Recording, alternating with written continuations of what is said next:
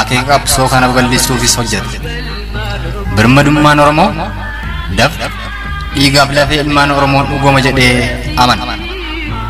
Dhaggeeffattoota isaas wareegama qaalii kanaaf kakaasuuf carraaqa.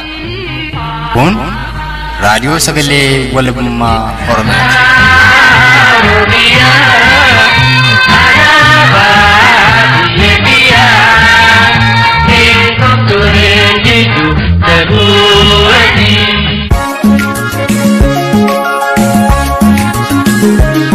Oolmaa bultiin sinna gordoftotaaf dhaggeeffattoota raadiyoo sagalee walabummaa Oromiyaa jaallatamoo ashamaa baga guyyaa gootota Oromoo eebila bultii 15 bara 2021 geessan kan isaan yoo ifatanitti dhugaasaati.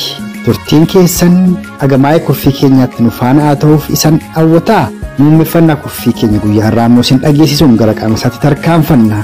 Gidirfamni kutaalee Oromiyaa garaagaraa keessatti loltoota poolisootaaf xiqqoota mootummaa kunuunfataa Impaayera Itiyoophiyaan geggeeffamaa ture ammas daran jabaatuun giddugaleessa Oromiyaa lixa Shaggar lixa Oromiyaa godina Wallagga Ba'aa kaaba Oromiyaa konyaa Walloo keessatti ammoo lolli duguuggaa sanyiif saamicha qabeenyaa qindaawaan geggeeffamaa ture halkan edaa jalqabee bifa haaraan itti fufuu irratti odeessa bakka sadaniitu bilbilee Oromoota 3 irraa argannetu saniif dhiyaata. Turtiin keessan agamaa'ee kurfii keenyaatti nu faana haa ta'uuf isan hawwataa. Jalqaba irratti duguuggaa sanyii qindaawaa fi lola weerara daangaa babal'ifannaadhaa kaaba Oromiyaa konyaa Walloo keessatti bifa haaraan eegale irratti odeessa guutuu Oromticha Walloo tokko irraa arganne isiniif dhiyeessuun saganticha saaqan itti dhiyaadha.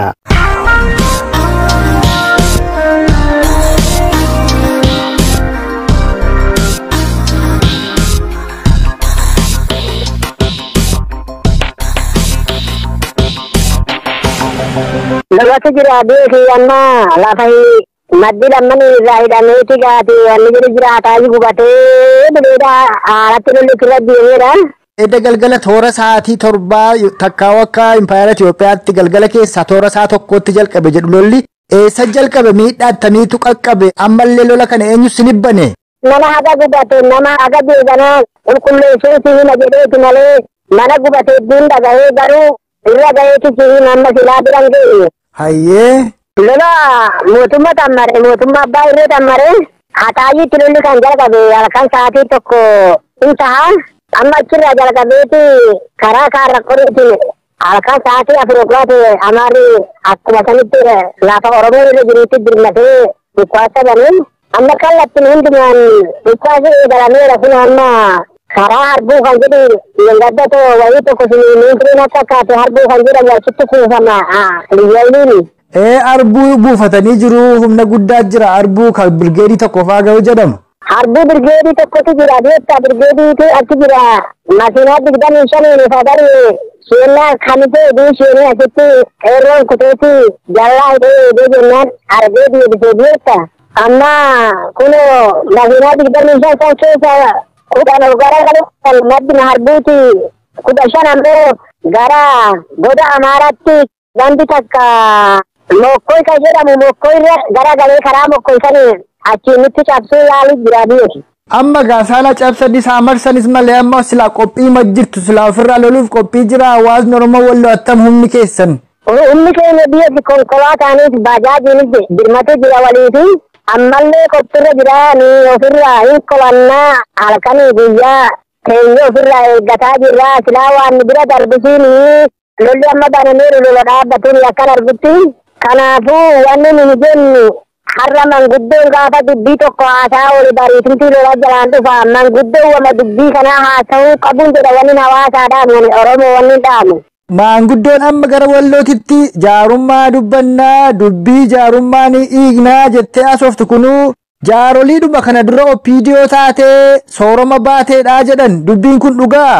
Eegaa warruma opiidiyoo wajjiniin ilkaan fixee amma irgaan itti darbee jirutu jira jaarsummaa kana keessa warri jaarsummaa kana haasa'u bulii kana sadan keessatti jaarsummaa haasaanii jennaan lolli kun irratti irra baname lola kana kakabee deemee jiru dubbii jaarsummaa fi dubbiin jaarsummaa kun fuchisiisaa deemee jira irraa qusatuun barbaachisaa nama Oromoo ta'e tokko waliin hidhaani.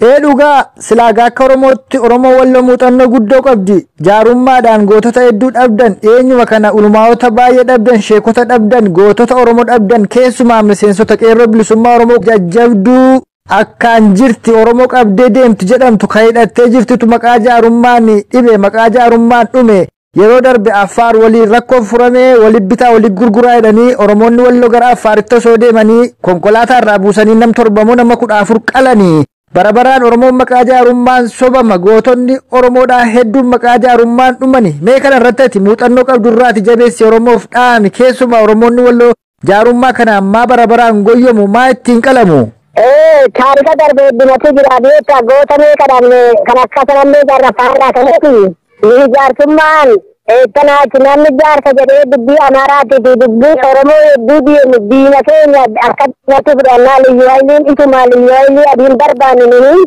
kanaafuu waan akkasiiti kanan Oromoo bal'aa dhaama.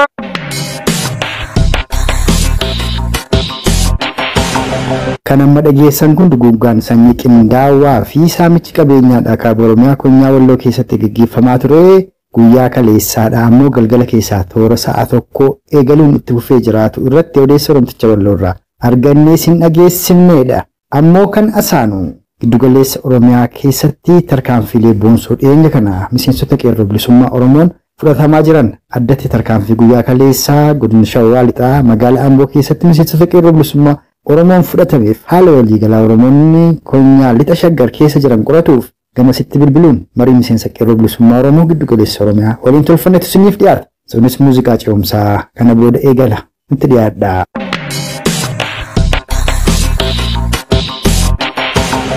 Guyyaa hawaasni Oromoo bal'aan miseensonni qeerroo bilisummaa Oromoo miseensonni waraana bilisummaa Oromoodhaa immoo addatti guyyaa gootota Oromoo lolaan diina kuffisanii kufaa kabajataa jiran kanatti arras ajjeechaan gara lixa Oromiyaatti itti fufee akka jirutu dhaga'ama. Konyaa walloo keessatti halkan edaa isaa tokkorraa kaasee lola guddaatu jira. Godina Wallagga Baawona Eebantuu Aroolimmoo Giddaa Ayyaanaa fi iddoo kaanittillee Oromootatu dheereef isaanii lafarratti mul'ata. Kan giddugaleessa Oromiyaa kun maal fakkaata mee maal keessa jirtu marii keenya kanarraa anfannaa. Akkuma tuqaatte Oromoon amma lola qaamota sadii gidduu jira. Tokko lola yerootti mootummaa biyya biraa yookaan waraana mootummaa Shaaddaa biyya kana yeroo uummata kana hojjetaa jira. Lammaffaan lola mootummaa Itoophiyaa raayyaa ittisa biyyaa gidduutti hojjetamaa jirudha. Sadaffaan immoo lola milishaa fi dhimma addaa Amaaraan uummata Oromoo kutaalee Oromiyaa garaagaraa keessatti gaggeessaa jirudha. Akka giddugala Oromiyaatti illee lollammaa waraana mootummaa Oromoo uummata Oromoos wajjin gaggeessaa jiru. Inni agartuu waraana Shaaddaa kana waraana raayyaa ittisa biyyaa kan jedhaman kanaaf dhimma addaa milishaatti gidduutti hojjetamaa jira. Naannoowwan Bindabarat naannoowwan Oomaa kana qabatee naannoo kuyyuu gara salaalee kana qabatee akka giddugaleessa qofa osoo hin taane akka kutaalee Oromiyaa irratti lolatu gaggeeffamaa jira. Duula sanyii hoggaa uummata Oromoo kana irratti gaggeeffamaa jiru. Ofirraa lolataatu kan keessa jirtu beektaa Oromiyaan akka giddugala Oromiyaatti illee kana keessa jira. Hayyee gaarii dhagaa akkuma tuqaaftee miseensonni waraana bilisummaa Oromoo akkuma guutuu Oromiyaatti bakka socho'an hundatu tarkaanfii boonsaa fudhataadha jiru. Addatti guyyaa irraa kana kan dhageenyu godina Wallagga Lixaa Ona Qilxukaarraa keessatti tarkaanfii boonsaa akka waraanni bilisummaa Oromoo boon fudhatee kaambii diinaa guutuutu akka barbadeessedha kan himamu. Gama biraatiin egaa guyyaan kun guyyaa kabajamaadha. Guyyaa gootonni Oromoodhaa itti yaadatamanidha. Akkamittiin yaadataa jirtu? Akkamittiin ayyaaneffataa jirtu? Akka obootti egaa akkuma nama tuttuqe oboonni lolaa injifataa kuffisaa kabajataadha jira. Miseensonni qeerroo bilisummaa Oromoo akkamittiin jirtu? Akka miseensa qeerroo bilisummaa Oromootti harkaansi diinaa fi boqonnaa naannoo odoo galgala yoo kuba qabatee magaalaa Amboo naannoo oteedhaa Fariisaa jedhamutti yeroo kaantii qonneerraa naannoowwan garaagaraatti miidhamni diinaa argannee adabaa jirraa jira qeerroo bilisummaa Oromootti wali jaalatee kutaalee Oromiyaa kootiitti immoo akka quba wal qabaannetti warraaqsaa kana deebisnee kutaa Oromiyaa waliin gahuudhaaf hojii guddaatti jirra. Akkamitti kabachiisaa jirru haala kutaalee Oromiyaa dogoggaa sanyii duula ilmaan Oromoo irratti kutaalee hunda keessaa dhufee irratti wal mari'ataa tooftaa diinaa irratti odeeffannoo waraana keenyaaf kennaa kanarratti illee hojii gurguddaa waraanni keenya akka odeeffannoo isaa addan kennee irratti gama hundaan wal quba qabaatee ayyaaneffataa jirra. Lollamma gaggeeffamaa jiru lola kutaa tokkoo miti lola Oromiyaa balleessuudha.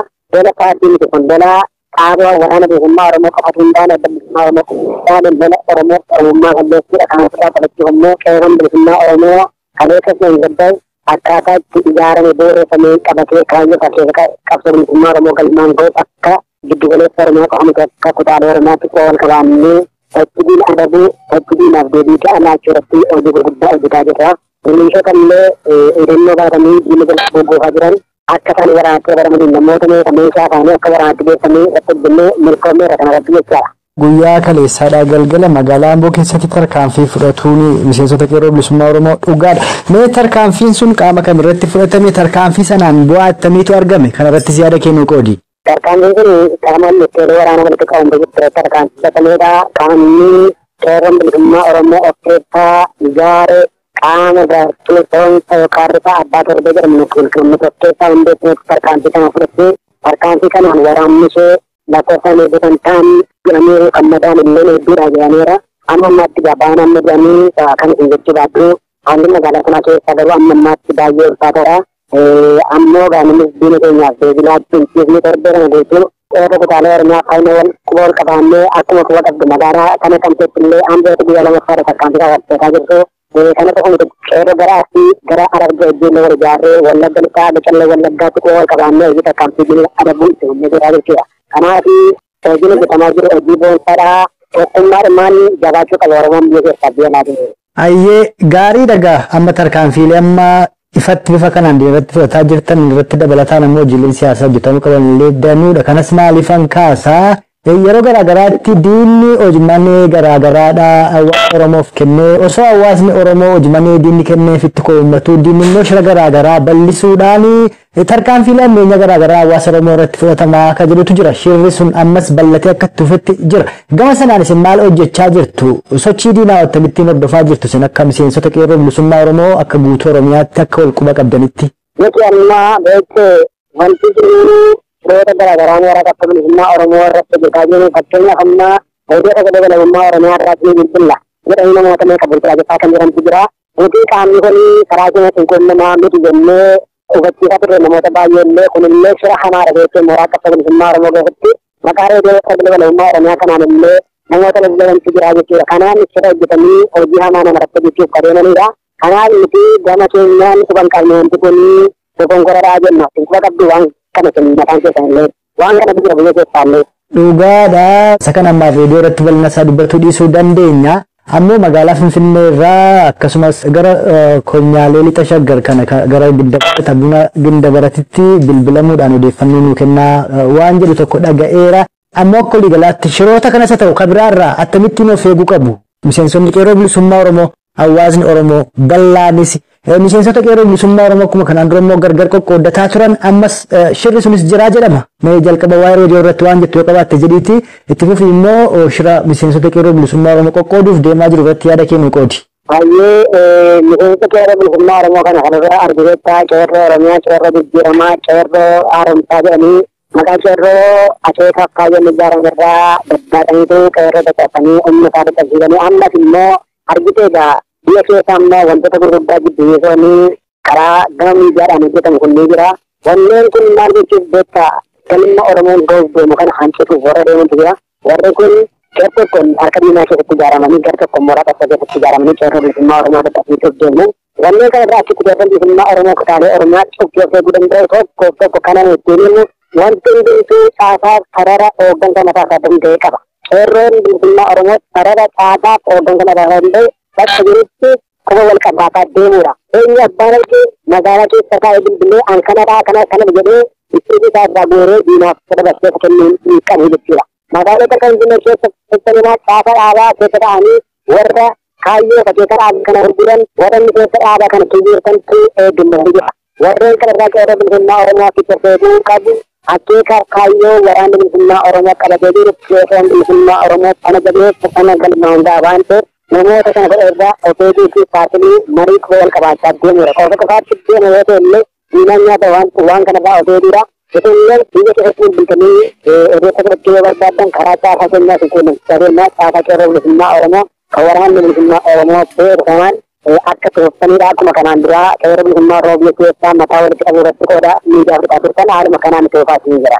Tole ulfaadhu dhugaadhumatti nus gama keenyaan anaan ala yookaan xiqqii dhugaa saalaa gammaatti nu biyya keessaa kallattiidhaan bilbilee namarraa odeeffannoo itti qabaa jiru hin jiru. Dhaggeeffattoonni keenya isa kan akka isaan beekan barbaanna. Namoonni maqaa reediyoo kanaan deemanii gara fuulduraatti hundee waan kana qorannee kan bira geenye saaxillu ta'a. Ammaaf isinis karaa caasaa jiru akkasittiin ol quba qabaadhaa. Miseensota waraana bilisummaa Oromoos caasaalee qeerroo bilisummaa Oromoo jiranis akka quba qabaachiftan dhaamuu jaalladha.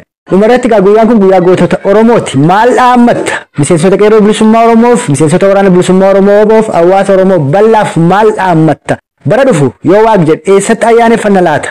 Guyyaan kun guyyaa addaa, guyyaa seena qabeessa, guyyaa ammoo waraanni bilisummaa Oromoo lolaa kabajataa jirudha bakka garaagaraatti.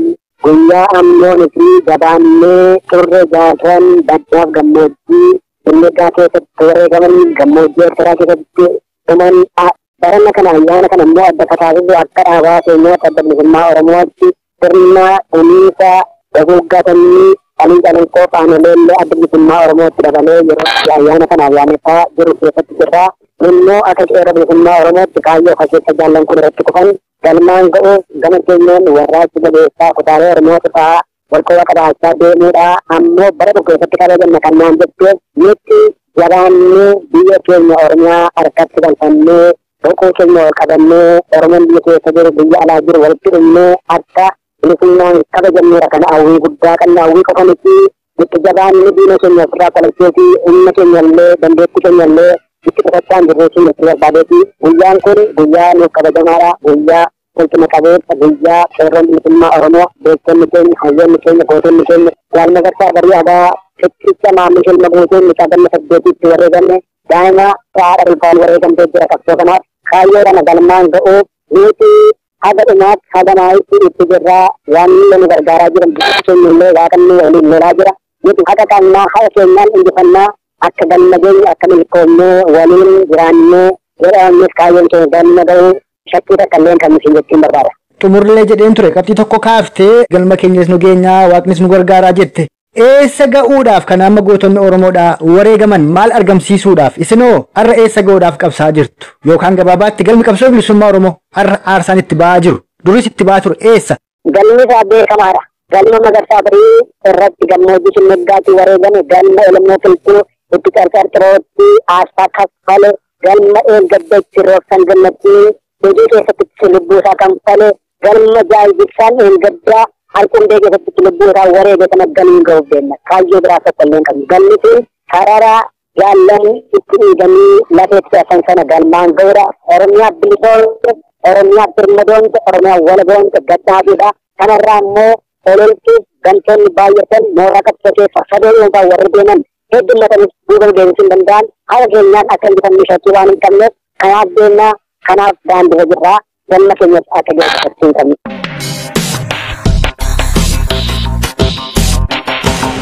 Gaaruma gardooftootaaf dhaggeeffattoota keenya jaallatamoo tarkaanfilee boonsoo miseensota qeerroo bilisummaa Oromoo giddu galeessa Oromiyaa lixa shaggariin dhiyeenya kana fudhatamaa jiruu fi sochii waraana bilisummaa Oromoo WBO akkasumas dhimma ayyaana takkaa'u guyyaa gootota Oromoo ilaalchisuun yaada miseensa qeerroo bilisummaa Oromoo giddu galeessa Oromiyaa godina Shawaa lixaarraa arganne isin dhageessifne kanuma agammaatti dhageessan kana fakkaata.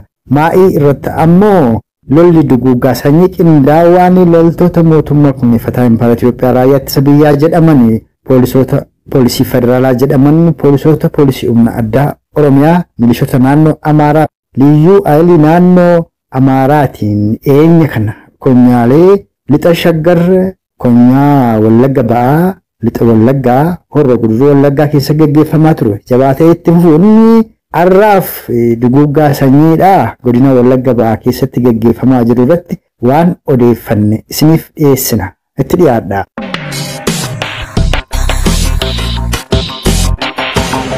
Magaalaa Naqamtee fi naannoo sana akkasumas onoota godina Wallagga ba'aa kanneen akka Roolimmuu, Eebantuu, Roolimmuu, Galiilaa, Giddaa Ayyaanaa naannoo sanatti WBO'n tarkaanfii fudhataa jira. Loltoonni Nyaaphaas hawaasa Oromoodhaa gidirsaa jiru. Kabiraan kan namatti tolu hooggantoota poolisiidhaa raayyaa ittisa biyyaa akkasumas liyyuu ayilii naannoo Amaaraadhaa kan dhiyeenya lixa Oromiyaatti bobba'anii kan jaaf torba ta'an keessaa gammaatti 4 ooboodhaan abbaa torbeetiin keessaa ajjeefamutu himamaa.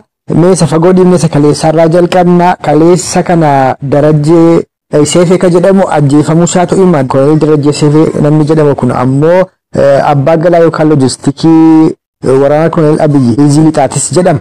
Kanarraa nuu himimee maal quba qabdaa? Akkuma odeeffamaa ture maasariitii yookaan miidiyaa hawaasaa akkuma naannaa ture waraanni bilisummaa Oromoo zooniilee lixa Oromiyaatti argaman mara keessatti tarkaanfii guddaa fi ilaalessaa fudhachaa jira.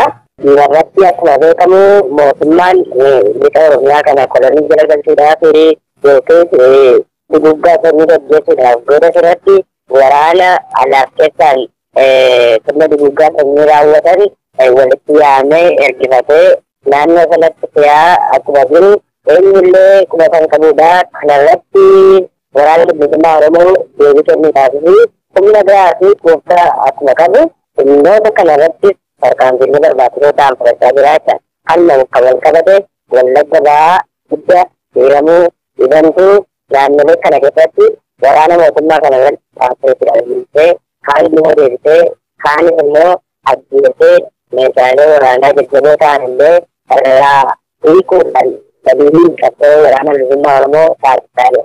Kan amma tarkaanfii namicha kana irratti fudhatame iddoon isa qabatamaatti eessa akka ta'e yoo beekte nuu kaaftaa.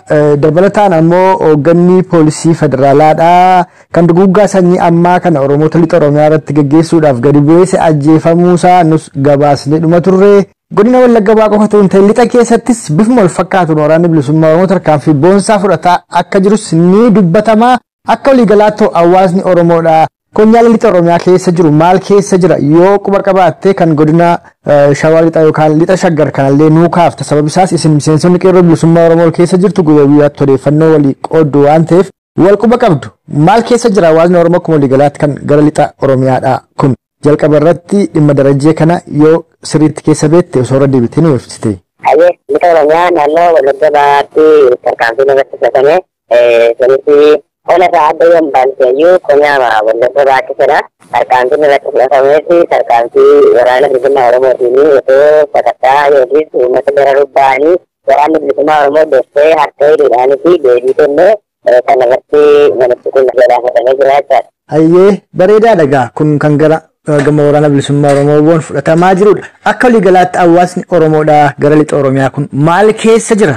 Akka hawaasaatti immoo hawaasni Oromoo guutuu Oromiyaa walii dirmatuuf maaltu ta'uu malee yeroo inni waraanaa guddaan guutuudhuma impaayera Itoophiyaa irraa takkaa'oo kutaalee Oromiyaa garaagaraa irraa gara lixaatti yobbee jiru kana miseensonni qeerroo bilisummaa Oromoo kutaalee Oromiyaadhaa kanneen humni waraanaa guddaan keessa hin jirre silaa maal godhuu malan hawaasa Oromoodhaa duguggaan sanyii irratti gaggeeffamaa jiru kana tumsuudhaaf. Hawaasni Oromoo lixa Oromiyaa jiru waggaa sadii irraa qabee sirna koomaandii boosii jalatti lolaa ukkaanfamee ajjeefamaa reebamaa hidhamaa dararamaa batakaa kan ture hanga irraatti atichaanii fi sirni kun sirna duguggaa sanyii ilaallaatiin jira. Waraana takayyaree kan yeroo kan biraa Israa'el irraa fidee yeroo kan biraa Eertiraa irraa fidee yeroo kan biraa humna addaa Amaaraa jedhee ergifatee fidee uummata sana dararaa akkuma ture hanga irraatti dararaatuma jira. Dararaa fi gochoota kanneessaanii kan akka duguggaa sanyii dideeddaa abbaa filmaa abbaa filtana haadhaa filtana wal biratti qabanii ajjeesuun tarkaanfiilee hamaa irratti raawwachuun qaluun ajjeesuun qabeenya namaa barbadeessuu mana namaa saamuu qotomisoota hedduu ijummaa keessatti taasisanii tarkaanfiilee hamaa irratti taasifachaa jiranidha. Kanaan wal qabatee uummanni lixa Oromiyaa darara hamaa jala yookiis immoo ukkaanfamuu hin malle irratti qotee jira jechuudha. Kanarratti egaa uummanni Oromoo guutuulee Oromiyaa keessaatii kanallee irratti ilaaluun hin qabu ture. Onoota mara keessaatii konyaa Oromiyaa keessatti argaman keessaatii yerootti uummanni Oromoo dirmatee waan lixa Oromiyaa kanarratti raawwachaa jiru kana irraa hirmaatee yookiis immoo wajjin rakkatee yoo duute wajjin biyee kadhalee dhageessisee fi uummata kana hojjechaa hin malleedhaan jedhaatii hirmatee fi taara. Bareedaadha. Dhumarratti qabxii tokko kaaseen xumura. Innis maali? Duguggaa sanyii hamaa har'a kutaalee Oromiyaa gara lixaa kanatti giddugaleessatti kibba bahaa Oromiyaa godina Arsiif Baaleedha dhiyeenya jalqabee haa ta'u malee akkasumas kibba Oromiyaa godina Gujii Booranaa keessatti raawwataa jiru. Dhiyeenya kana akkuma waliigalaatti guutuu Oromiyaa keessatti raawwataa jiru. Kanaaf sababa kan ta'e hayyoota warra jedhaman xiinxaltoota siyaasaa warra jedhamanii hawaasa Oromoo burjaajessuu isaaniiti galma qabsoo bilisummaa Oromoo hawaasa wallaalchisuu isaaniiti yeroo hawaasni Oromoo gabrummaa hamtuutti deemaa jirutti bilisoomteetta jechuu isaaniiti yeroo Oromoo fidhannoon barbaachisutti faashiniin qawwee darbeera hiikkadhu jechuu isaaniitu Oromoo kanaan ga'e warra jedhantu jira. Isa kanatti akkamitti qooddattan dabalataan kana hundumaaf kan saaxilamu tokko galma qabsoo bilisummaa Oromoo wallaaluu waan ta'eef har'a isin maal argamsiisuuf qabsaa jirtu? Woboon maal argamsiisuuf qabsaa jira? Isin miseensonni qeerroo bilisummaa Oromoo maal argamsiisuuf qabsaa jirtu? Galmi qabsoo bilisummaa Oromoo eessa? Impaayera Itoophiyaa Dimookiraatessu moo biyya Oromoo Oromiyaa walaboomsuudha? Kanarratti yaada kennuu kenni hangama koon asuma irratti hangaaffii koo xumuraa. Akkuma beekamu waggoota sadan lamman darbanii qeerroon bilisummaa Oromoo biyya Oromiyaa keessatti mootummaa gabroonfataa waggaa 27 gabroomte sanii jabaatanii ajjeefamanii wareegamanii tokkotti ni yaadatama. Kanaan kan wal qabatu hayyoonnii fi hangafoonni ijoollee qeerroo bilisummaa Oromoo hedduu isaanii dogoggora hamaa keessa bu'uudhaan yeroo itti hidhannoon ni barbaachisu yeroo itti uummatni Oromoo kanillee martillee eenyullee daa'imnillee guddaattinaan eeggatamootii yeroo itti hidhachuu malatti hidhannoo irraa hiikuudhaan waraana bilisummaa Oromoo kaan isaanii goomsanii qeerroo bilisummaa Oromoo kaan isaanii goomsanii ogeessa hayyoota fakkaachuudhaaniti bilisummaa irra sa'aatii kanatti hidhannoon hin barbaachisu qabsaa'uun hin barbaachisu kana booda dhaabbata murreerraa guddina biyyattiitiif yookiis illee guddina magaalotaa Oromiyaatiifis dharraan lamalee gabrummaa jala ba'anii irratti jiranii goonfamanii fi yeroo takkas jedhanii hawaasa illee qeerroo illee goomsanii bakka lamatti gargar jirantu ture. Kun ammoo dogoggora hamaa keessatti nuti gabrummaa isa hangafotti waan nu cabsee jiru yeroon amma keessa jiru yeroo qeerroon bilisummaa Oromoo hundillee fudhatudha. Yeroo uummatni Oromoo kanillee fudhatudha. Yeroo nuti amma keessa jirru waraana bilisummaa Oromoo wajjin ta'anii yeroo gabrummaa hamaa kana fudhatanii fi yeroo gabrummaa hamaa kana hundeetti fudhanii ijoolleen Oromoo kamillee fudhattee bakka jirtu kaatee bakka jirtu wal waamtee dhaabbattee dooniilee mara keessaa baasii lixa Oromiyaa kaabaaf kibba Oromiyaa itti golatti eenyullee hidhannoo barbaachisaa ta'ee fi waraana bilisummaa Oromoo wajjin socho'ee waraana bilisummaa Oromoo irraatti sagalee fudhatee waraana bilisummaa Oromoo irraatti qabeessa fudhatee yeroo itti qabsoo hidhannoo jabeessuuf yeroo itti qabsoo hidhannoo itti galuu ta'uu qaban jedha. Nutis akka qeerroo bilisummaa Oromootti akka waraana bilisummaa Oromootti akka abbaa darbeetti gochoota nuti gochuuf jirru tarkaanfilee nuti fudhachaa jirru qabsoo nuti keessa jirru fi qabsoo walabummaa Oromiyaatii fi biyya Oromiyaa walaboomte dhaabuuf ijaaruuf dari fageessinee bilisummaa Oromoo mirkaneessinu ta'aa jira.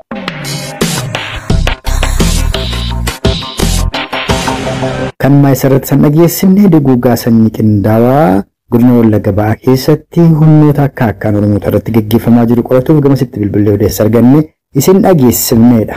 Akka waliigalaatti sagantaa keenya guyyaa har'aatiin haala Oromoonni giddugaleessa Oromiyaadhaa mudataa jiran addatti tarkaanfilee boonsoo miseensota qeerroo bilisummaa Oromoo giddugaleessa Oromiyaan fudhatamaa jiranii fi lola duguuggaa sanyii fi muncaafama qabeenyaa kaaba Oromiyaa Konyaa Walloo keessatti hawaasa Oromoo Walloo irratti gaggeeffamaa jirus qoratuuf gara godina Wallootti bilbiluun waan Oromticha Walloo tokkorraa odeeffanni isiniif dhiyeessaa armaan baaneera.